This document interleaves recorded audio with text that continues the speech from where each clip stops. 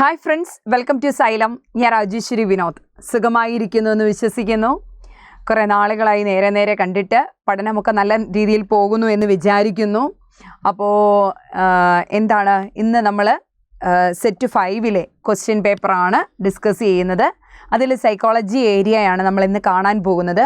മക്കളെ നന്നായി പഠിക്കുക, പഠിച്ച കാര്യങ്ങളെ റീകോൾ ചെയ്യുക, റിവ്യൂ ചെയ്യുക, റിവൈസ് ചെയ്യുക. ഇതിലൂടെ മാത്രമേ നമ്മൾ ഞാനത് പഠിച്ചതായിരുന്നു എന്ന് പറയുന്നതിലല്ല, ഞാനത് പഠിച്ചിട്ടുണ്ട് എന്ന് ഉറപ്പായും പറയുന്നതിലാണ് കാര്യം. ഓക്കെ, അപ്പം നിങ്ങൾ എന്ത് ചെയ്യുക, ആത്മാർത്ഥതയോടുകൂടി തന്നെ ഒരു ദിവസം ക്ലാസ്സിൽ വന്നിരുന്ന് അധ്യാപകൻ പറഞ്ഞു തരുന്ന കാര്യങ്ങൾ മനസ്സിലാക്കൽ മാത്രമാണ്. നമ്മൾ വീട്ടിൽ പോയി നമ്മുടേതായ സമയമെടുത്ത് ഉരുവിട്ട് ആവർത്തിച്ച് പഠനം നടന്നുകൊണ്ടേയിരിക്കണം. നിങ്ങൾക്കറിയാമല്ലോ ഇപ്പോഴത്തെ നിയമന നിലയൊക്കെ. അപ്പം അതോടൊപ്പം തന്നെ നമ്മൾ അപ്ലൈ ചെയ്തിട്ടുള്ള ജില്ലകളിലെ ഏകദേശം അപേക്ഷകരുടെ സ്ഥാനവും നമുക്കറിയാം. അതുകൊണ്ട് അതിൽ എത്രാമതാവണം, അതിൽ 10ാമതാവണം, അതിൽ 1ാമനാവണം, അതിൽ 7ാമനാവണം, അതിൽ 2ാമനാവണം. ആ ദൃഢനിശ്ചയത്തോടു കൂടി തന്നെ പഠിച്ച് മുന്നോട്ട് പോവുക. ഓക്കെ ഡിയേഴ്സ്, മറ്റു കാര്യങ്ങളൊന്നും നിങ്ങളെ പിന്തിരിപ്പിക്കരുത്. എപ്പോഴും പഠനത്തിന് സ്വയം ഒരു പ്രേരണയുണ്ടാവണം. ഓക്കെ, നേടാനുള്ള പ്രേരണയാവണം ഉണ്ടാവേണ്ടത്, ബാഹ്യ അഭിപ്രേരണയല്ല, നേടാനുള്ള പ്രേരണ നിങ്ങളിലുണ്ടാവണം. ആ ഒരു ക്വസ്റ്റ്യൻ ഇതിനകത്തുണ്ട് അല്ലേ. അപ്പം നേടാനുള്ള പ്രേരണയുണ്ടാവണം. എന്ത് പ്രശ്നങ്ങളെയും അതിജീവിച്ച് എന്തിലെത്തണം, വിജയത്തിലെത്തണം. നമ്മൾ ഒരു ലക്ഷ്യത്തിനെ മുൻനിർത്തി മുന്നോട്ട് പോകുമ്പോൾ ഒരുപാട് പ്രതിസന്ധികളും പ്രശ്നങ്ങളും നമ്മളെ തളർത്തിയേക്കാം. പക്ഷേ അതിലൊന്നും തളരുന്നവരല്ല നമ്മൾ അധ്യാപകർ. കാരണം എന്താ, നാളത്തെ തലമുറയെ വാർത്തെടുക്കേണ്ടവരാണ് നമ്മൾ ഓരോരുത്തരും അല്ലേ. അതുകൊണ്ട് തന്നെ ഒരു പ്രതിസന്ധികളിലും തളരാതെ എപ്പോഴും എന്നെ കൊണ്ടാവും എന്ന് നമ്മളെ ഡിമോട്ടിവേറ്റ് ചെയ്യുന്ന ആൾക്കാരാണ് മോട്ടിവേറ്റ് ചെയ്യുന്ന ആൾക്കാരെക്കാൾ കൂടുതൽ. അപ്പോൾ എന്താണ്, അതിലൊന്നും തളരാതെ എന്നെ കൊണ്ട് സാധിക്കും എന്ന ഉത്തമ വിശ്വാസത്തോടു കൂടി തന്നെ നിങ്ങൾ മുന്നോട്ട് പോകാം. ഓക്കെ, എപ്പോഴും വിജയം നിങ്ങൾക്ക് മാത്രമായിരിക്കും. ഏറ്റവും കൂടുതൽ റാങ്ക് ഇത്തവണ വാങ്ങേണ്ടത് സൈലം ടീമായിരിക്കണം, സൈലം ഫാമിലിയിൽ നിന്നായിരിക്കണം. കേരളത്തിലൊട്ടാകെ റാങ്കുകളുടെ പെരുമഴയായിരിക്കണം. ഓക്കെ, അപ്പോൾ നമുക്ക് ഇന്നത്തെ ക്വസ്റ്റ്യൻസ് ഒന്ന് ഡിസ്കസ് ചെയ്യാം. എന്തൊക്കെയാണ് കാണുന്നത്? മാതൃഭാഷയുമായി ബന്ധപ്പെട്ട ഉചിതമായ പ്രസ്താവന ഏതാണ്? ഓക്കെ, മാതൃഭാഷയുമായി ബന്ധപ്പെട്ട് ഏറ്റവും ഉചിതമായ പ്രസ്താവന. വ്യത്യസ്ത ഭാഷ പഠിച്ചാൽ തനത് സംസ്കാരത്തിന് കോട്ടം സംഭവിക്കും. ജ്ഞാന നിർമ്മിതിക്ക് ഏറ്റവും അനുയോജ്യമായത് മാതൃഭാഷയാണ്. പ്രാഥമിക ഘട്ടത്തിൽ മാത്രമേ മാതൃഭാഷ പഠിക്കാൻ സാധിക്കൂ. എല്ലാ വിഷയങ്ങളും മാതൃഭാഷയിൽ കൂടി വേണം പഠിക്കാൻ പറ്റൂ എന്നുള്ള കാര്യങ്ങൾ. മാതൃഭാഷയുമായി ബന്ധപ്പെട്ടതിൽ ഏറ്റവും ഉചിതമായ പ്രസ്താവന ഏത്? വ്യത്യസ്ത ഭാഷ പഠിച്ചാൽ തനത് സംസ്കാരം, നമ്മുടെ മാതൃഭാഷയുടെ ഒരു സംസ്കാരത്തിന് കോട്ടം സംഭവിക്കും. ശരിയാണോ? അല്ല. നമ്മുടെ സംസ്കാരത്തിന് ഏത് ഭാഷ പഠിച്ചാലും എവിടെ പോയിട്ടാലും നമ്മുടെ സംസ്കാരത്തിന് മറ്റു കാര്യങ്ങളൊന്നും തന്നെ സംഭവിക്കില്ല അല്ലേ. അത് നമ്മൾ ആർജിച്ചെടുക്കുന്ന സംസ്കാരമാണ്, എൻകൾച്ചറേഷൻ. ഇനി മറ്റൊരിടത്ത് പോയാലോ നമ്മുടെ സംസ്കാരം കീപ്പ് ചെയ്യുന്നതോടുകൂടി അവരുടെ നല്ലതായ കാര്യങ്ങൾ മാത്രമേ നമ്മൾ എന്ത് ചെയ്യുന്നുള്ളൂ, അഡോപ്റ്റ് ചെയ്യുന്നുള്ളൂ അല്ലേ. അക്കൾച്ചറേഷൻ നടക്കുന്നുള്ളൂ അല്ലേ. അപ്പോൾ അതാണ് അവിടെ സംഭവിക്കുക. ജ്ഞാന നിർമ്മിതി, കൺസ്ട്രക്റ്റിവിസത്തിന് കുട്ടിയുടെ കണ്ടെത്തൽ പഠനം. ജ്ഞാന നിർമ്മിതി എന്താ? സ്വയം അറിവ് നിർമ്മിക്കുന്ന പ്രക്രിയയാണ് കൺസ്ട്രക്റ്റിവിസം അഥവാ ജ്ഞാന നിർമ്മിതി എന്ന് പറയുന്നത്. സ്വയം അറിവ് നിർമ്മിക്കുക, സ്വയം അറിവ് കണ്ടുപിടിക്കുക, അവൻ്റെ വിജ്ഞാന പ്രക്രിയകളെ മുന്നോട്ടും പിന്നോട്ടും പായിച്ച് മുൻപ് കിട്ടിയ പ്രീ റിക്വസൈറ്റ്സ്, മുൻ അറിവിനെ പുതിയ അറിവുമായി ബന്ധിപ്പിച്ച് അല്ലെ പുതിയ പ്രശ്നങ്ങളുമായി ബന്ധിപ്പിച്ച് അവൻ ശേഖരിച്ചെടുക്കുന്ന, സ്വന്തമായി കണ്ടുപിടിക്കുന്ന വസ്തുതകളാണ് ജ്ഞാന നിർമ്മിതിയിൽ അധിഷ്ഠിതമായി വരുന്നത് അല്ലേ. അപ്പം ജ്ഞാന നിർമ്മിതിക്ക് കൂടുതൽ ഉചിതം എന്താണ്? മാതൃഭാഷയായിരിക്കും എന്നുള്ളതാണ് ഇവിടുത്തെ ശരിയായിട്ടുള്ള ഉത്തരം എന്ന് പറയാനായിട്ട് സാധിക്കും. സെറ്റല്ലേ കുഞ്ഞുങ്ങളെ? പ്രാഥമിക ഘട്ടത്തിൽ മാത്രമേ, നമുക്കറിയാം ഒരു പ്രായം വരെ കുഞ്ഞുങ്ങളിൽ ഏത് ലാംഗ്വേജും പഠിക്കാൻ പറ്റും. അത് പ്രാഥമിക ഘട്ടത്തിൽ നിന്നല്ല, കുട്ടികളുടെ ചെറുപ്രായത്തിൽ അവർക്ക് മറ്റൊന്നിനെയും പേടിയില്ല അല്ലേ. അതാണ് നോം ചോംസ്കി പറയുന്നത്. എല്ലാ കുട്ടികളിലും അതിനുള്ള ശേഷിയുണ്ട്. അതുകൊണ്ട് ഏത് ഭാഷയും കുട്ടിക്ക് സ്വായത്തമാക്കാമെന്നാണ് പറയുന്നത്. എല്ലാ വിഷയങ്ങളും മാതൃഭാഷയിൽ കൂടി വേണം പഠിക്കാൻ. നിർബന്ധിതമാണോ? അല്ല. നമുക്ക് പാടുള്ള വിഷയങ്ങളെക്കുറിച്ച് ബൈലിംഗ്വലായി പഠിക്കാം എന്നതിലുപരി എല്ലാ വിഷയങ്ങളും മാതൃഭാഷയിൽ കൂടി പഠിക്കണം എന്നുള്ളത് മെൻഷൻ ചെയ്യുന്നില്ല.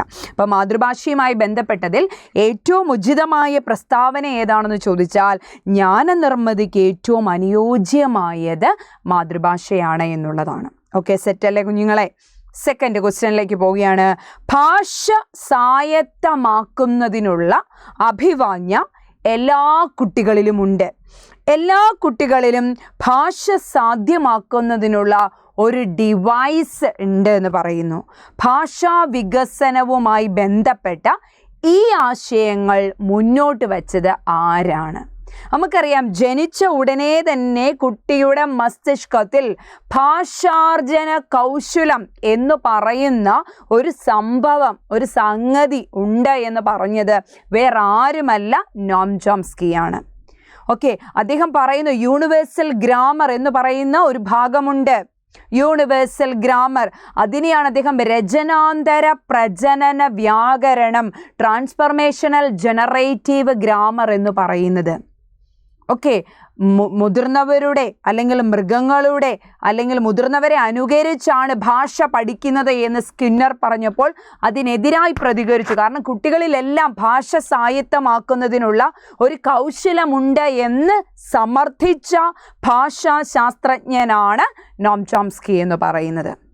മൃഗങ്ങളുടെ ചേഷ്ടാ വ്യതിയാനങ്ങളുമായി ഭാഷാ പഠനത്തെ തുലനം ചെയ്യുന്നത് ശരിയല്ലെന്നും അതിനേക്കാൾ ഉത്കൃഷ്ടമായ ഒന്നാണ് മനുഷ്യൻ്റെ ഭാഷയെന്നും പ്രസ്താവിച്ച വ്യക്തിയാണ് ആര്? നമ്മുടെ നോം ചോംസ്കി എന്ന് പറയുന്നത്. ക്ലിയർ അല്ലേ കുഞ്ഞുങ്ങളെ? അപ്പോൾ ഭാഷ സ്വായത്തമാക്കുന്നതിനുള്ള ഒരു സംഗതി കുട്ടികളിലുണ്ട് എന്ന് പറഞ്ഞത് ആരാണ്? നോം ചോംസ്കിയാണ്. ഓക്കെ, കുട്ടികളുടെ വ്യക്തിവ്യത്യാസങ്ങൾ പരിഗണിക്കുന്ന ഒരു അധ്യാപിക താഴെ കൊടുത്തിരിക്കുന്നവയിൽ ഏതാണ് തിരഞ്ഞെടുക്കുക?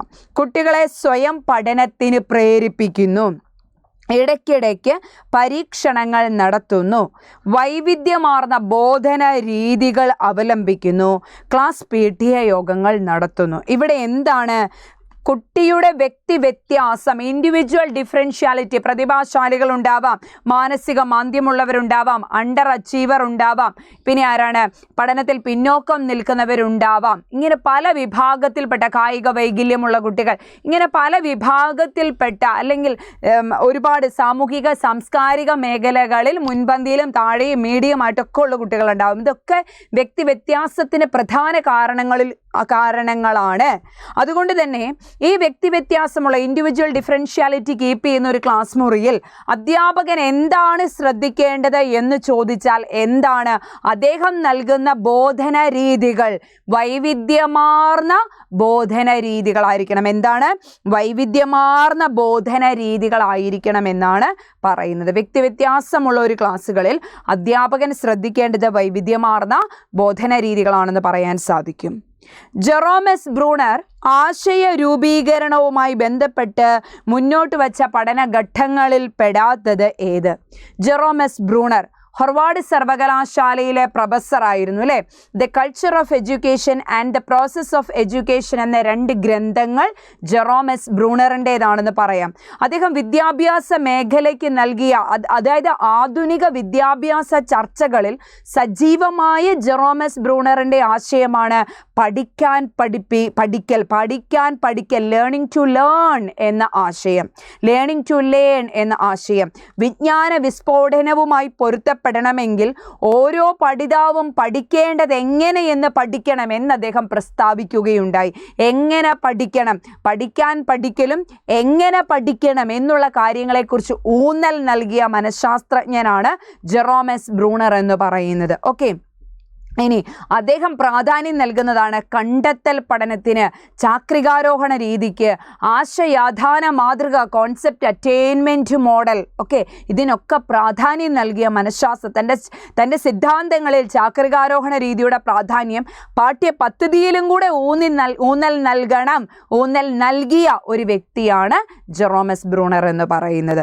അപ്പോൾ അദ്ദേഹത്തിൻ്റെ ആശയാധാന മാതൃകയ്ക്ക് പ്രധാനമായിട്ടും 3 ഘട്ടങ്ങളിലായിട്ടാണ് അദ്ദേഹം പറഞ്ഞിരിക്കുന്നത് പ്രവർത്തനഘട്ടം, ബിംബനഘട്ടം, പ്രതിരൂപാത്മക ഘട്ടം. ഇതിൽ പെടാത്തത് ഏതാണെന്ന് ചോദിച്ചാൽ വിചിന്തന ഘട്ടമാണ് എന്ന് പറയാനായിട്ട് സാധിക്കും. സെറ്റല്ലേ കുഞ്ഞുങ്ങളെ? അടുത്തത്, ഉയർന്ന നേട്ടങ്ങൾ കൈവരിക്കാൻ തൻ്റെ പ്രകടനം മെച്ചപ്പെടുത്താനുമുള്ള വ്യക്തിയുടെ അഭിവാഞ്യയ്ക്ക് പറയുന്ന പേര്. ഉയർന്ന നേട്ടങ്ങൾ കൈവരിക്കാനും തൻ്റെ പ്രകടനം മെച്ചപ്പെടുത്താനും ഒരു വ്യക്തിക്ക് എന്തുണ്ടാവണം? സ്വന്തമായിട്ടുള്ള അവബോധം ഉണ്ടാവണോ? അതോ സാമൂഹിക അവബോധം ഉണ്ടാവണോ? അതോ ആത്മചോദനം, സെൽഫ് മോട്ടീവ് ആയിരിക്കണോ? അതോ സെൽഫ് കൺട്രോൾ ആയിരിക്കണം? എന്തായിരിക്കണം? നമ്മളൊരു ആത്മചോദനമുള്ള വ്യക്തി ആയിരിക്കണം എന്നാണ് പറയപ്പെടുന്നത്. ഓക്കെ അല്ലേ? അടുത്തത്, ക്ലാസ് റൂം ബോധനത്തിന് ഇതൊരു വൈകാരിക ബുദ്ധിയുമായി ബന്ധപ്പെട്ട ഇമോഷണൽ ഇൻ്റലിജൻസ് ആണ് കേട്ടോ. ഇമോഷണൽ ഇൻ്റലിജൻസ് എന്താണ്? അവബോധം, സാമൂഹിക അവബോധം, ആത്മചോദനം, ആത്മനിയന്ത്രണം, ഇതൊക്കെ എന്താണ്? ഇമോഷണൽ ഇൻ്റലിജൻസുമായി ബന്ധപ്പെട്ട ആശയങ്ങളാണ്. ഡാനിയൽ ഗോൾമാൻ ആണ് ഇതിൻ്റെ, അതായത് ഇമോഷണൽ ഇൻ്റലിജൻസിൻ്റെ ഉള്ളിൽ വരുന്ന സംഗതികൾ എന്താണെന്ന് ചോദിച്ചാൽ അത് എന്തുമായി ബന്ധപ്പെട്ടിരിക്കുന്നു, EQ എന്തുമായി ബന്ധപ്പെട്ടിരിക്കുന്നു എന്നുള്ളത് ചോദിച്ചാൽ പറയേണ്ട കാര്യങ്ങളാണ് ഇവയെല്ലാം. ഡാനിയൽ ഗോൾമാൻ ആണ് 1995 ഒരു പുസ്തകം എഴുതുകയാണ്. ഐ തിങ്ക് ഇയർ ഒന്ന് നോക്കണം. ഇമോഷണൽ ഇൻ്റലിജൻസ് എന്നൊരു പുസ്തകം എഴുതുകയാണ്. ആ പുസ്തകത്തിലാണ് ഇമോഷണൽ ഇൻ്റലിജൻസ് എന്നുള്ള ഒരു സിദ്ധാന്തം ഡെവലപ്പ് ചെയ്യുന്നത്. പക്ഷേ അദ്ദേഹത്തിന് മുൻപേ പീറ്റർ സലോവിയും ജോൺ മേയറും ചേർന്ന് വൈകാരിക ബുദ്ധി സങ്കല്പം നേരത്തെ തന്നെ സമൂഹത്തിൽ കൊണ്ടുവന്നിട്ടുണ്ടായിരുന്നു. നമ്മുടെ ഹൊവാർഡ് ഗാർഡനറുടെ വ്യക്തിയാന്തര ബുദ്ധിയെയും ആന്തരിക വൈയക്തിക ബുദ്ധിയെയും ചേർന്ന് വ്യക്തിപര ബുദ്ധി എന്നാണ് അറിയപ്പെട്ടത്. പീറ്റർ സലോവി ആവട്ടെ ഈ വ്യക്തിപര ബുദ്ധിയെ എടുത്ത് വൈകാരിക ബുദ്ധി എന്ന് വിശേഷിപ്പിക്കുകയുണ്ടായി എന്നൊക്കെ കാണാനായിട്ട് സാധിക്കും. ഓക്കെ അല്ലേ? ഇനി ക്ലാസ് റൂം ബോധനത്തിൽ ഏറെ പ്രയോജനപ്പെടുത്തുന്ന ആശയ ഭൂപടം എന്ന സങ്കേതം വികസിപ്പിച്ചത് ആരാണെന്നാണ് പറയുന്നത്. കോർണൽ യൂണിവേഴ്സിറ്റിയിലെ പ്രൊഫസറായിരുന്ന ജോസഫ് ഡി നൊവാക്കാണ് ആശയ ഭൂപടം, കോൺസെപ്റ്റ് മാപ്പിൻ്റെ ഉപജ്ഞാതാവ് എന്ന് പറയുന്നത്. അതായത് കോൺസെപ്റ്റ് മാപ്പ് എന്ന് പറഞ്ഞാൽ നമ്മളൊരു കണ്ടന്റ് പറയുക, ആ കണ്ടന്റ് അതായത് ജനറൽ ടു സ്പെസിഫിക് എന്ന രീതിയിലാണ് ഈ ആശയ ഭൂപടം തയ്യാറാക്കുന്നത്. ഇപ്പം നമ്മളൊരു സംഗതി പഠിക്കാം, നദികൾ എന്ന് പറയുമ്പോൾ നമ്മൾ കേരളത്തിലെ പ്രധാന നദികൾ ഏതെല്ലാം എന്നുള്ള ഒരു ആശയം കുട്ടികൾക്ക് കൊടുക്കും. പിന്നെ നമ്മൾ കിഴക്കോട്ട്, ഫോർ എക്സാമ്പിൾ കിഴക്കോട്ട് ഒഴുകുന്ന നദികൾ, പടിഞ്ഞാറോട്ട് ഒഴുകുന്ന നദികൾ, അതായത് ഈ നദികൾ രൂപം കൊള്ളുന്ന ഒരു ഉദ്ഭവ സ്ഥാനമുണ്ടല്ലോ, സോഴ്സ്, അതെന്തൊക്കെയാണ്, അതൊക്കെ ഓരോ ശാഖകളായി പഠിക്കും. മനസ്സിലായോ? അതായത് നമ്മളിപ്പോൾ പണ്ട് ഇങ്ങനെ പഠിക്കത്തില്ലേ, ഘട്ടം ഘട്ടമായിട്ടുള്ള ക്രമീകരിച്ച് അപ്പോൾ ഓരോ ആശയങ്ങളെയും വികസിപ്പിച്ച് പഠിപ്പിക്കുന്ന ഒരു രീതിയാണ് ജോസഫ് ഡി നൊവാക്കിൻ്റെ എന്താണ് ആശയ ഭൂപടം എന്ന് പറയപ്പെടുന്നത്. ഒരേ സമയം പഠനത്തിനും അതേസമയം തന്നെ വിലയിരുത്തലിനും ഒരേപോലെ ഉപകാരമായിട്ടുള്ള ഒരു മാതൃകയാണ് ജോസഫ് ഡി നൊവാക്കിൻ്റെ ആശയ ഭൂപട മാതൃക എന്ന് പറയുന്നത്. ഓക്കെ, സെറ്റല്ലേ കുഞ്ഞുങ്ങളെ? ഇനി അടുത്തതാണ്, ഗ്രേഡിംഗ് എന്ന വാക്ക് രൂപപ്പെട്ടത് ഗ്രാഡസ് എന്ന ഗ്രീക്ക് വാക്കിൽ നിന്നാണ്. ഇതിൻ്റെ അർത്ഥം എന്താണ് എന്നാണ് ചോദിച്ചിരിക്കുന്നത്. പടി ആണോ, വിജയമാണോ, അളക്കുകയാണോ, വിലയിരുത്തുകയാണോ? ഏതാണ്? ഗ്രേഡിംഗ് എന്ന വാക്ക് രൂപപ്പെട്ടത് ഗ്രാഡസ് എന്ന ഗ്രീക്ക് വാക്കിൽ നിന്നാണ്. ആ വാക്കിൻ്റെ അർത്ഥം എന്താണ് എന്നാണ് ചോദിച്ചിരിക്കുന്നത്.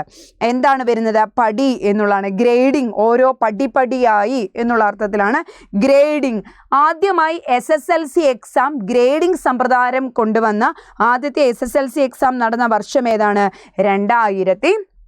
2005 ഗ്രേഡിംഗ് സമ്പ്രദായം കൊണ്ടുവന്നത്. ഓക്കെ, 9 പോയിന്റ് സ്കെയിലിലും 11 പോയിന്റ് സ്കെയിലിലും 5 പോയിന്റ് സ്കെയിലിലും ഒക്കെയാണ് ഗ്രേഡിംഗ് നടത്തപ്പെടാറെന്നാണ് പറയുന്നത്. ഡയറക്റ്റ് ഗ്രേഡിങ്ങും ഉണ്ട്, ആപേക്ഷിക ഗ്രേഡിങ്ങും ഉണ്ട് എന്ന് കാണാനായിട്ട് സാധിക്കും. ആപേക്ഷികവും അബ്സല്യൂട്ട് ഗ്രേഡിങ്ങുകളെ കുറിച്ച് നമുക്ക് പഠിക്കാനുണ്ട്. ഇനി അടുത്ത ക്വസ്റ്റ്യനിലേക്ക് പോകാം. ക്ലാസിക്കൽ കണ്ടീഷനിങ്ങുമായി ബന്ധപ്പെട്ട പ്രധാനപ്പെട്ട കണ്ടെത്തലുകൾ നടത്തിയിട്ടുള്ള മനഃശാസ്ത്ര ചരിത്രത്തിലെ ഏറ്റവും അറിയപ്പെടുന്ന റഷ്യൻ ശാസ്ത്രജ്ഞനാണ് ഡാഷ്. ആരാണ് ക്ലാസിക്കൽ കണ്ടീഷനിങ്ങുമായി ബന്ധപ്പെട്ട റഷ്യൻ മനഃശാസ്ത്രജ്ഞൻ? പൊതുവെ അത് ചോദിക്കാറില്ല. ഈ ക്ലാസിക്കൽ കണ്ടീഷനിങ്ങുമായി ബന്ധപ്പെട്ട് എന്ന് എടുത്തു ചോദിക്കാറില്ല. കാരണം ക്ലാസിക്കൽ കണ്ടീഷനിങ് എന്ന് വെച്ചാൽ പൗരാണിക അനുബന്ധനം നമുക്കറിയാം.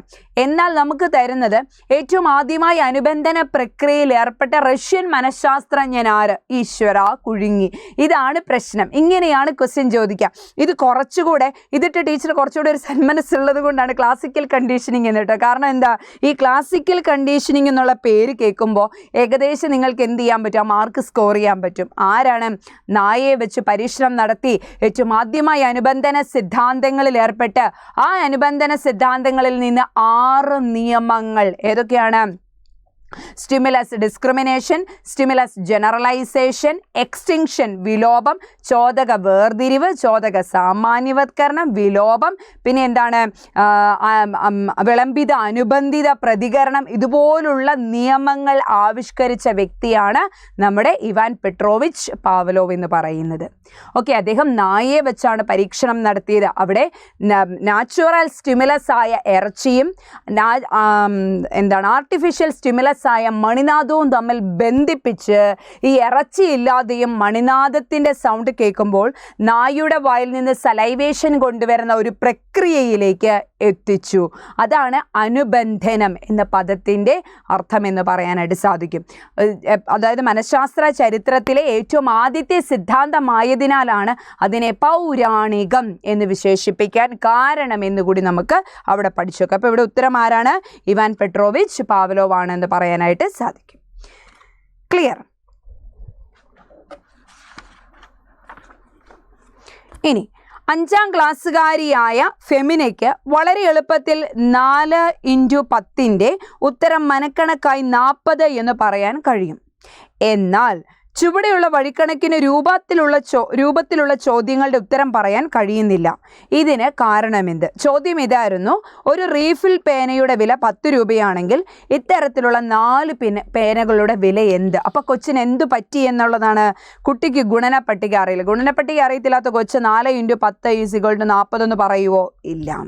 കുട്ടിക്ക് വഴിക്കണക്കുകളെ ഭയമാണ്. ആണോ എന്ന് നമുക്ക് നോക്കാം. ഗുണനക്രിയയെക്കുറിച്ച് ധാരണയില്ലാത്ത കൊച്ചിങ്ങനെ പറയില്ലല്ലോ. ഗുണനക്രിയകൾ പ്രായോഗികമായി നിർവചിക്കുന്നതിനുള്ള അനുഭവങ്ങൾ ക്ലാസ്സിൽ ലഭ്യമാക്കിയിട്ടില്ല. അപ്പം ഗുണനപ്പട്ടിക അറിയാം, പക്ഷേ അതെങ്ങനെ ചോദിക്കുമെന്നോ എങ്ങനെ ചോദിച്ചാൽ എങ്ങനെ ഉത്തരം പറയണമെന്നോ കൊച്ചിന് അറിയില്ല. അതിൻ്റെ പ്രശ്നമാണ്. അപ്പോൾ എന്താണ് ആൻസർ? ഡി ആണ് ആൻസറായി വരിക. ദേശീയ തലത്തിൽ DPEP നിലവിൽ വന്ന വർഷം, district primary education program DPEP നിലവിൽ വന്ന വർഷം എന്നാണ് 1994 ദേശീയ തലത്തിൽ DPEP നിലവിൽ വന്നത് എന്ന് പറയാനായിട്ട് സാധിക്കും. ഓക്കെ, ഇനി ചേരുംപടി ചേർക്കുക. Hunter commission, sergeant commission, Radhakrishna commission, Kothari commission. ഏതാണ് ഹണ്ടർ കമ്മീഷൻ എന്ന് പറയുന്നത്? എന്താണ്? 1882 ഹണ്ടർ കമ്മീഷൻ എന്ന് പറയുന്നത് 1882. സർജന്റ് കമ്മീഷൻ എന്നറിയപ്പെടുന്നത് എന്താണ്? 1994 1944 സർജന്റ് കമ്മീഷൻ എന്ന് പറയുന്നത്. അങ്ങനെയാണെങ്കിൽ രാധാകൃഷ്ണ കമ്മീഷനോ 1948, കോത്താരി കമ്മീഷൻ 1964 എന്ന് പറയാനായിട്ട് സാധിക്കും. ഓക്കെ, ഇതിൽ നമുക്കറിയാം കോത്താരി 10, +2, +3 എന്നീ പാറ്റേണുകൾ കൊണ്ടുവന്നു അല്ലേ. ഇനി ഹണ്ടർ കമ്മീഷൻ എടുത്ത് നോക്കുകയാണെങ്കിലോ നമുക്കറിയാം പെൺപള്ളിക്കൂടങ്ങൾ സ്ഥാപിക്കാനും അതോടൊപ്പം തന്നെ എന്താണ് ഏറ്റവും ആദ്യത്തെ വിദ്യാഭ്യാസ കമ്മീഷൻ എന്നറിയപ്പെടുന്നത് ഹണ്ടർ കമ്മീഷൻ ആണെന്ന് പറയാനായിട്ട് സാധിക്കും. ഏറ്റവും ആദ്യത്തെ വിദ്യാഭ്യാസ കമ്മീഷൻ ഏതാണ് എന്ന് ചോദിച്ചാൽ അത് ഹണ്ടർ കമ്മീഷനാണ്. പെൺപള്ളിക്കൂടങ്ങൾ ആരംഭിക്കാനും അധ്യാപക പരിശീലന കേന്ദ്രങ്ങൾ ആരംഭിക്കാനും ശുപാർശ ചെയ്ത കമ്മീഷനാണ് ഹണ്ടർ കമ്മീഷൻ. ഇനി രാധാകൃഷ്ണ കമ്മീഷൻ എന്ന് വെച്ചാൽ സ്വതന്ത്ര ഇന്ത്യയിലെ ആദ്യത്തെ വിദ്യാഭ്യാസ കമ്മീഷനാണ് രാധാകൃഷ്ണ കമ്മീഷൻ. ഇതുപോലുള്ള കാര്യങ്ങളൊക്കെ ഒന്ന് പഠിച്ചു വെക്കുക. കാരണം നമ്മൾ ആദ്യം സൈക്കോളജിയുടെ കുറച്ച് ടോപ്പിക്കുകൾ ഡിസ്കസ് ചെയ്തിട്ട് പിന്നെ നമുക്ക് എന്ത് ചെയ്യാം, ഫിലോസഫി, മെത്തഡോളജിയും ഒക്കെ ഡിസ്കസ് ചെയ്ത് വരും ദിവസങ്ങളിൽ പോകാം. ഓക്കെ, ഇനി യൂണിവേഴ്സിറ്റി ഗ്രാൻഡ് കമ്മീഷനുമായി ബന്ധപ്പെട്ട ശരിയായ പ്രസ്താവന. UGCയുടെ ആദ്യ ചെയർമാൻ ഡോക്ടർ S. രാധാകൃഷ്ണനാണ്. 2ാം പഞ്ചവത്സര പദ്ധതി കാലത്താണ് എന്ത് നിലവിൽ വന്നത്? UGC നിലവിൽ വന്നത്. അടുത്തത് UGCയുടെ ആപ്തവാക്യം ഗ്യാൻ വിഗ്വാൻ മുക്തയെ എന്നുള്ളതാണ്. ഇതിൽ ഏതാണ് ശരിയായിട്ടുള്ളത് എന്നാണ് ചോദിച്ചിരിക്കുന്നത്. ഓക്കെ, അപ്പോൾ ഏതാണ് ശരി എന്നുള്ളത് പറയാം നമുക്ക്. UGCയുടെ ആപ്തവാക്യം ഗ്യാൻ വിഗ്വാൻ മുക്തയെ എന്നുള്ളതാണ് എന്ന് പറയാനായിട്ട് സാധിക്കും.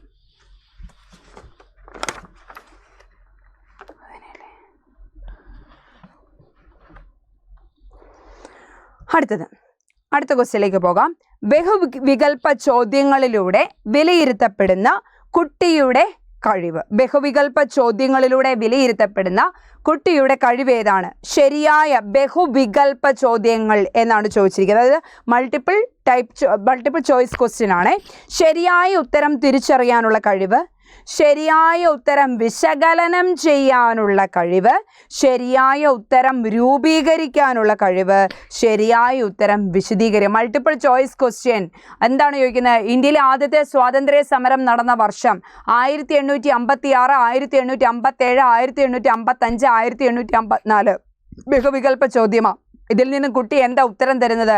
1857 ആണെങ്കിൽ കുട്ടിയുടെ ഏത് കഴിവാണ് ഈ നാലെണ്ണം പറയുന്നതിനകത്ത് നിന്ന് എടുക്കാവുന്നത്? ശരിയായ ഉത്തരം തിരിച്ചറിയാനുള്ള കഴിവാണ്. 4 ഓപ്ഷനിൽ നിന്ന് ശരിയായ ഉത്തരം തിരഞ്ഞെടുക്കുക എന്നുള്ളതാണ് മൾട്ടിപ്പിൾ ചോയ്സ് ക്വസ്റ്റ്യൻ്റെ പ്രത്യേകത എന്ന് പറയാം. അടുത്തത്, ഇവരിൽ ആരാണ് നേട്ട അഭിപ്രേരണ? ഞാൻ തുടങ്ങിയ സമയത്ത് പറഞ്ഞായിരുന്നു അല്ലേ, അച്ചീവ്മെന്റ് മോട്ടീവ് അല്ലെങ്കിൽ നേട്ട അഭിപ്രേരണ. 1951 ഹാർവാർഡ് സർവകലാശാലയിലെ പ്രൊഫസറായിരുന്ന മക്ലെലൻഡ് ആണ് നേടാനുള്ള അഭിപ്രേരണ സിദ്ധാന്തം ആവിഷ്കരിച്ചത്. അദ്ദേഹം പറയുന്നു, വ്യക്തികൾ പ്രവർത്തനങ്ങളിൽ ഏർപ്പെടുന്നത് മനസ്സിന് സമാധാനം കൊണ്ടുവരാൻ വേണ്ടിയല്ല. ഒരു വ്യക്തി ഓരോ പ്രവർത്തനങ്ങളിൽ ഏർപ്പെടുന്നത് മനസ്സിന് സമാധാനം കൊണ്ടുവരാൻ വേണ്ടിയല്ല, മറിച്ച് ഗുണാത്മകതയുടെ തലങ്ങളുമായി തട്ടിച്ചു നോക്കുമ്പോൾ ഏറ്റവും ഉയർന്ന രീതിയിൽ നിലനിൽക്കാൻ വേണ്ടിയാണ്. അതായത് ഞാൻ പണിയെടുക്കുന്നത് എന്തിനാ? എനിക്ക് നല്ല രീതിയിൽ ജീവിക്കാൻ വേണ്ടി, എൻ്റെ മനസമാധാനത്തിന് വേണ്ടിയല്ല, പകരം എനിക്ക് നല്ല രീതിയിൽ ജീവിക്കാൻ വേണ്ടിയാണ്. നമ്മൾ LP പഠിക്കുന്നത് എന്തിനാ? നമുക്ക് വീട്ടിൽ ഇരുന്ന് മടുത്ത് ബോറടിച്ചു ചുമ്മാ വന്നിരുന്ന് പഠിക്കുക എന്നാണോ? അല്ല. എന്തിനു വേണ്ടിയാ? നമുക്ക് കേരളത്തിലെ നമ്മൾ അപ്ലൈ ചെയ്ത ജില്ലയിലെ റാങ്ക് മേടിച്ച് നമുക്ക് ജോലി ചെയ്യാൻ വേണ്ടിയാണ് അല്ലേ? അപ്പോൾ അവിടെ അദ്ദേഹം പറയുന്നതാണ്, മക്ലെലൻഡ് ആണ് നേടാനുള്ള അഭിപ്രേരണ സിദ്ധാന്തം ആവിഷ്കരിച്ചത്. അദ്ദേഹത്തിൻ്റെ അഭിപ്രായത്തിൽ നേടാനുള്ള അഭിപ്രേരണയുള്ള വ്യക്തി ഏത് പ്രവർത്തനവും വളരെ ഭംഗിയായി ചെയ്യുമെന്നാണ് പറയപ്പെടുന്നത്. ഓക്കെ, അടുത്തത് ബ്രിഡ്ജ് ചാർട്ട്. കാതറിൻ ബ്രിഡ്ജിൻ്റെ ബ്രിഡ്ജ് ചാർട്ട് എപ്പോഴും ഓർത്തു വെച്ചോളുക. വൈകാരിക വികസനവും വൈകാരിക ബുദ്ധിയും. വൈകാരിക വികസനം എന്ന് പറയുന്നത് കാതറിൻ ബ്രിഡ്ജിൻ്റെതാണ്. വൈകാരിക ബുദ്ധി എന്ന് പറയുന്നതോ ഡാനിയേൽ ഗോൾമാൻ്റെയാണ്. ഏകദേശം 24 മാസം പ്രായമാകുമ്പോഴേക്കും കുട്ടികളിൽ എല്ലാ തരത്തിലുമുള്ള വികാരങ്ങൾ രൂപം കൊണ്ടിട്ടുണ്ടാവും എന്ന് പറയുന്ന സിദ്ധാന്തമാണ് കാതറിൻ ബ്രിഡ്ജിൻ്റെ ബ്രിഡ്ജ് ചാർട്ട് എന്ന് പറയാനായിട്ട് സാധിക്കും. ഓക്കെ, വൈകാരിക ബുദ്ധിയിലോ ഒരു വ്യക്തിയിൽ എന്തുണ്ട്? വൈകാരികമായ, അത്രയും നാൾ IQ-നായിരുന്നു പ്രാധാന്യം, ബുദ്ധിമാപനത്തിനായിരുന്നു പ്രാധാന്യം. എന്നാൽ EQ വന്നതോടുകൂടി IQ-വിനുണ്ടായിരുന്ന അപ്രമാദിത്യം കുറയുകയും ഒരു വ്യക്തിയുടെ ജീവിത വിജയത്തിന് വൈകാരിക ബുദ്ധിയാണ് ആവശ്യമെന്നുള്ള ഒരു സങ്കല്പം നിലവിൽ വരികയും ചെയ്യുകയുണ്ടായി എന്നാണ് പറയപ്പെടുന്നത്. ഓക്കെ, അടുത്ത ക്വസ്റ്റ്യൻ, വികാസ തത്വങ്ങളിൽ ഉൾപ്പെടാത്തത്. വികാസം എന്ന് പറയുന്നത് ഒരു തുടർ പ്രക്രിയയാണ്. വികാസം എന്നാൽ പ്രവചനീയമാണ്. വികാസം എന്നാൽ സ്ഥൂലത്തിൽ നിന്നും സൂക്ഷ്മത്തിലേക്കാണ്. വികാസത്തിൽ വ്യക്തിവ്യത്യാസം ഇല്ല. വികാസത്തിൽ ബാക്കിയെല്ലാം ശരിയാണ്, പക്ഷെ വ്യക്തിവ്യത്യാസമില്ലേ? എൻ്റെ വികാസ രീതികളാണോ നിങ്ങളുടെ? അല്ല. അപ്പം വികാസത്തിൽ എന്തുണ്ട്? വ്യക്തിവ്യത്യാസം കാണാനായി സാധിക്കുമെന്ന് പറയുന്നു. അടുത്ത ക്വസ്റ്റ്യനിലേക്ക് പൊക്കോട്ടെ. പഠനത്തെയും പഠനത്തെ സ്വാധീനിക്കുന്ന 2 പ്രധാന ഘടകങ്ങളാണ് പരിപക്വനം എന്ന് പറയുന്നത് അല്ലേ? പഠനം പരിപക്വനത്തിന് മുന്നുപാധിയാണ്. പരിപക്വനം പഠനത്തിന് അനിവാര്യമാണ്. പഠനവും പരിപക്വനവും വൈരുദ്ധ്യമുള്ളവയാണ്. പഠനവും പരിപക്വനവും ബന്ധമില്ലാത്തവയാണ്. ഏത് ശരിയാ? പഠനവും പരിപക്വനവും പരസ്പരം. കാരണം പൂർണ്ണമായ പരിപക്വത എത്തുമ്പോൾ മാത്രമേ പഠനം സാധ്യമാകുന്നുള്ളൂ. ഓക്കെ, അപ്പോൾ പരിപക്വനം പഠനത്തിന് എന്താണ്? ലേണിംഗ് റിക്വയേഴ്സ് മച്ചുറേഷൻ എന്നാണ് പറയുന്നത്. ലേണിംഗ് റിക്വയേഴ്സ് മച്ചുറേഷൻ എന്നാണ് പറയപ്പെടുന്നത്. അടുത്ത ക്വസ്റ്റ്യൻ, അധ്യാപനം, പഠനം എന്നിവ കൈകാര്യം ചെയ്യുന്ന മനഃശാസ്ത്ര ശാഖയാണ് വിദ്യാഭ്യാസ മനഃശാസ്ത്രം എന്ന് അഭിപ്രായപ്പെട്ടത് ആരാണ്? അധ്യാപനം, പഠനം എന്നിവ കൈകാര്യം ചെയ്യുന്ന മനഃശാസ്ത്ര ശാഖയാണ് വിദ്യാഭ്യാസ മനഃശാസ്ത്രം. വിദ്യാഭ്യാസ മനഃശാസ്ത്രം എന്ന് പറയുന്നത് ഒരു പ്രയുക്ത മനഃശാസ്ത്ര ശാഖയാണ്. ഒരു പ്രയുക്ത മനഃശാസ്ത്ര ശാഖയാണ് എന്ത്? വിദ്യാഭ്യാസ മനഃശാസ്ത്രം എന്ന് അറിയപ്പെടുന്നത്. ഓക്കെ, ഇനി വിദ്യാഭ്യാസ മനഃശാസ്ത്രം എന്തിനാണെന്ന് ചോദിച്ചാൽ ക്ലാസ് മുറിയിൽ അധ്യാപകൻ നേരിടുന്ന പ്രശ്നങ്ങൾക്ക് പോംവഴി കണ്ടെത്താൻ വേണ്ടിയാണ് വിദ്യാഭ്യാസ മനഃശാസ്ത്ര ശാഖ ഉപയോഗിക്കുന്നത്. കാരണം നമ്മൾ BEd ക്ലാസ്സിൽ തത്തമ്മേ പൂച്ച പൂച്ച എന്ന് പഠിച്ച ഈ തോണ്ടേക്കിൻ്റെയും പാവലോവിൻ്റെയും സ്കിന്നറുടെയും ഒക്കെ നിയമങ്ങൾ, പിയാഷയുടെയും ബ്രൂണറുടെയും വൈഗോട്സ്കിയുടെയും ഡേവിഡ് ഒസുബലിൻ്റെയും ആൽബർട്ട് ബെന്തൂരയുടെയും ഒക്കെ നിയമങ്ങൾ നമ്മൾ ക്ലാസ് മുറിയിൽ വന്ന് അപ്ലൈ ചെയ്യുകയാണ്. എന്ന് വെച്ചാൽ അതിൻ്റെ അർത്ഥം എന്താണെന്ന് പറയാം.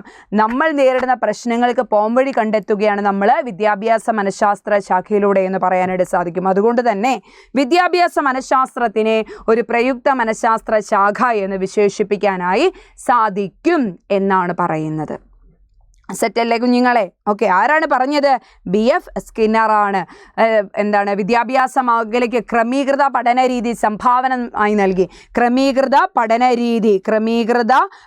രീതി പ്രോഗ്രാംഡ് ലേണിംഗ് അല്ലെങ്കിൽ ക്രമീകൃത പഠന രീതി സംഭാവനയായി നൽകിയത് BF സ്കിന്നർ ആണെന്ന് പറയാനായിട്ട് സാധിക്കും.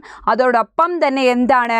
രേഖീയ കാര്യക്രമത്തിൻ്റെ ഉപജ്ഞാതാവും BF സ്കിന്നറാണ്. ലീനിയർ പ്രോഗ്രാമിംഗ് അഥവാ രേഖീയ കാര്യക്രമത്തിൻ്റെ ഉപജ്ഞാതാവ് ആരാണെന്ന് ചോദിച്ചാൽ അതും BF സ്കിന്നർ ആണ് എന്ന് പറയാനായിട്ട് സാധിക്കും.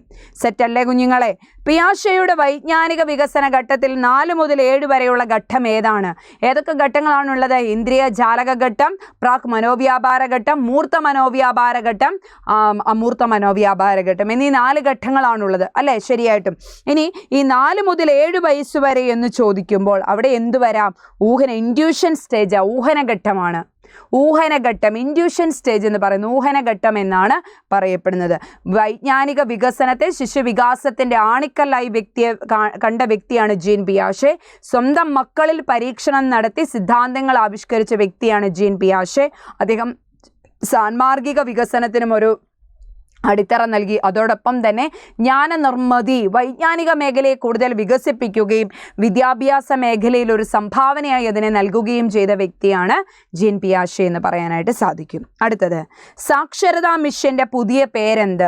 സാക്ഷരതാ മിഷൻ്റെ പുതിയ പേര് ലീപ് കേരള മിഷൻ എന്നാണ് പറയുന്നത്. ലീപ് കേരള മിഷൻ്റെ 4ാം ക്ലാസ് തത്തുല്യ പരീക്ഷയെ എന്തെന്നാണ് വിളിക്കുന്നത്? അതുല്യ എന്ന് വിളിക്കുന്നു. അതിനെ സാക്ഷര കേരള നിന്നും സാംസ്കാരിക കേരളത്തിലേക്ക് എന്നുള്ളതാണ് ഇതിൻ്റെ മുദ്രാവാക്യം എന്ന് പറയുന്നത്. സാക്ഷര കേരളത്തിൽ നിന്നും സാംസ്കാരിക കേരളത്തിലേക്ക് എന്നാണ് പറയുന്നത്. ഇത് നിലവിൽ വന്നത് പുതിയ പേരാണ് ചോദിക്കുന്നത്. എന്ത്? സാക്ഷരതാ മിഷൻ്റെ പുതിയ പേരെന്താണെന്നാണ് ചോദിക്കുന്നത്. ലീപ് കേരള മിഷൻ ആണെന്ന് പഠിച്ചു വയ്ക്കുക. ഇതിൻ്റെ 4ാം ക്ലാസ് തത്തുല്യ പരീക്ഷയുടെ പേര് അതുല്യ എന്നാണെന്ന് പഠിച്ചു വയ്ക്കുക. അതോടൊപ്പം തന്നെ ഇതിൻ്റെ മുദ്രാവാക്യം സാക്ഷര കേരളത്തിൽ നിന്നും സാക്ഷരതാ കേരളത്തിലേക്ക് എന്നുള്ളതാണെന്നും കൂടി പഠിച്ചു വയ്ക്കുക. ഓക്കെ ഡിയേഴ്സ്, അപ്പോൾ ഏകദേശം നമ്മൾ ഈ ഒരു സെഷൻ വലിയ കുഴപ്പമില്ലാതെ അത്യാവശ്യം നല്ല രീതിയിലാണ് ടീച്ചർ ക്വസ്റ്റ്യൻ ഇട്ടിരിക്കുന്നത്. അപ്പോൾ അത്യാവശ്യം നമ്മളൊന്ന് പഠിച്ചു പോകുന്ന ഏരിയാസൊക്കെ ആണെങ്കിൽ നമുക്കൊന്ന് കവർ ചെയ്യാൻ പറ്റും. ഈ രീതിയിലായിരിക്കാം എന്ത് വരുന്നത്? ക്വസ്റ്റ്യൻ കടന്നു വരുന്നതും ഏകദേശം ഈ ഒരു രീതിയിലായിരിക്കാം. സൈക്കോളജി ഇത്ര മേഖലയിൽ നിന്ന്, ഫിലോസഫി ഇത്ര മേഖലയിൽ നിന്നുള്ള രീതിയിലായിരിക്കാം. അപ്പോൾ അത് എന്ത് ചെയ്യുക? മനസ്സിലാക്കി പഠിച്ചു തന്നെ പോകാനായിട്ട് ശ്രമിക്കുക. കാരണം ഈ ഏരിയാസൊക്കെ നമ്മൾ നോക്കേണ്ടതാണെന്നുള്ളൊരു ചിന്ത നിങ്ങളിൽ ഉണ്ടാവണം. അപ്പം നന്നായി പഠിക്കുക. മറ്റു കാര്യങ്ങളൊന്നും തന്നെ നമ്മളെ തോൽപ്പിക്കരുത്. പഠനം മാത്രമായിരിക്കണം നമ്മുടെ മുൻപിൽ. നമ്മൾ മേടിക്കാൻ പോകുന്ന റാങ്കുകളായിരിക്കണം നമ്മുടെ മുമ്പിൽ. ഇനിയുള്ള ദിവസങ്ങളിൽ പഠനം മാത്രം, പഠനമേ ശരണം, പഠനമേ ശാന്തി, പഠനമേ നിത്യം എന്നുള്ള രീതിയിൽ മാത്രം മുന്നോട്ട് പോവുക കേട്ടോ. ഒരു കാരണവശാലും ഒരു ദിവസം പോലും മറ്റു ഫംഗ്ഷനുകൾ ഉണ്ടെന്നുള്ള രീതിയിൽ അരമണിക്കൂർ പോലും പഠിക്കാതിരിക്കരുത്. മിനിമം 3 മണിക്കൂറെങ്കിലും നിങ്ങൾ മിനിമം 3 മണിക്കൂറെങ്കിലും പഠിച്ചിരിക്കുക. മാക്സിമം എത്ര മണിക്കൂർ പഠിച്ചാലും മതിയാവുകയില്ല. ഓക്കെ ഡിയേഴ്സ്, അപ്പം നന്നായിരിക്കുക, സന്തോഷമായിരിക്കുക. ഉടനെ കണ്ടുമുട്ടാം. Thank you so much.